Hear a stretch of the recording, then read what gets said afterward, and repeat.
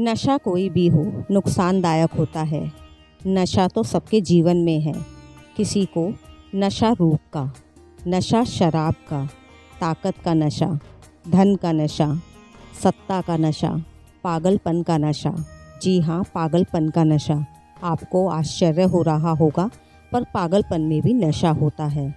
पागल को पागल कहने में थोड़ा समय लगता है, लेकिन पागल को पता होता है सब उसे पागल समझते हैं और उसको इसी बात का नशा होता है।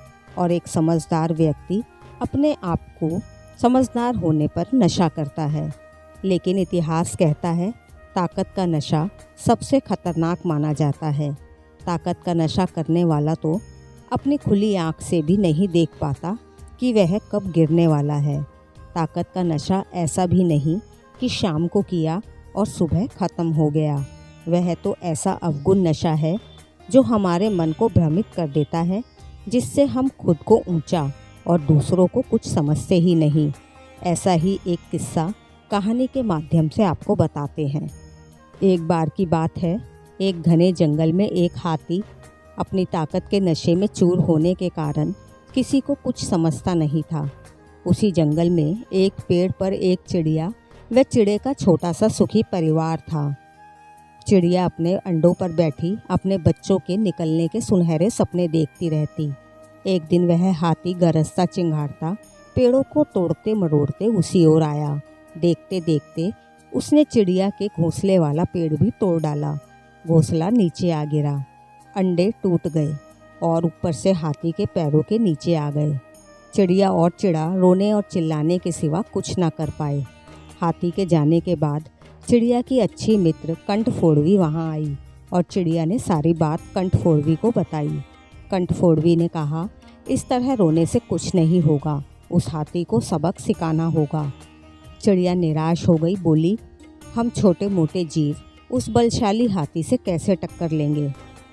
तब कंठफोड़वी बोली, 1 और 1 11 बनते हैं, हम अपनी शक्तियाँ जोड़ेंगे।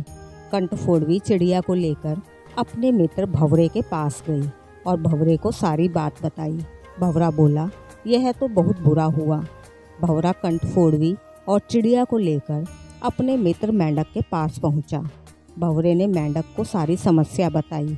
मेंढक ने बोला, आप लोग सब्र से मेरी यहीं प्रतीक्षा करो, मैं गहरे पानी में बैठकर सोचता हूँ। ऐसा कहकर मेंढक पानी में कूद गया। आधे घंटे के बाद जब वह पानी से बाहर आया तो उसकी आंखें चमक रही थी।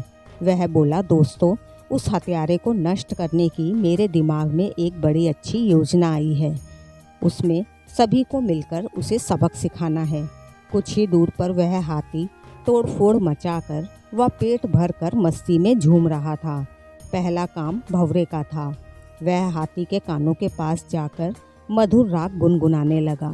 राग सुनकर हाथी मस्त होकर आंखें बंद करके झूमने लगा। तभी कंठफोड़वी ने अपना काम कर दिखाया। वह आई और अपनी सुई जैसी नुकीली चोंच से उसने तेजी से हाथी के दोनों आँखों में चुभा दी। हाथी की दोनों आँखें फूट गईं। वह तड़पता हुआ अंधा होकर इधर उधर भागने लगा। अब हाथी का क्रोध बढ़ने लगा। आँखों से नज़र न आने के कारण ठोकरों और टक्करों से उसका शरीर जख्मी होता जा रहा था।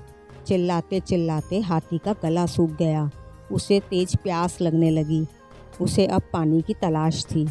अब मेंढक ने अपने सभी मित्र मेंढकों को इकट्ठा किया और उन्हें दूर एक बड़े गड्ढे के पास बैठाकर टर्राने के लिए कहा। सारे मेंढक टर्राने लगे। मेंढकों की आवाज़ सुनकर हाथी के कान खड़े हो गए। हाथी जानता था कि मेंढक पानी के आसपास ही रहते हैं। हाथी मेंढकों की आवाज़ सुनकर उसी ओर भागने लगा। जैसे ही हाथी गड्ढे के पास पहुंचा, सभी मेंढकों ने पूरा जोर लगाकर टर्राना शुरू कर दिया। हाथी आगे बढ़ा और विशाल पत्थर की तरह गड्ढे में गिर पड़ा, जहां उसके प्राण पखेरु उड़ते देर ना लगी। इस प्रकार उस ताकत के नशे में चूर हाथी का अंत हुआ। इसीलिए कहते हैं, ताकत का नशा एक अवगुण नशा है जो हमारे मन को भ्रमित कर देता है, जिससे हम खुद को ऊंचा और दूसरों को कुछ समझते ही नहीं।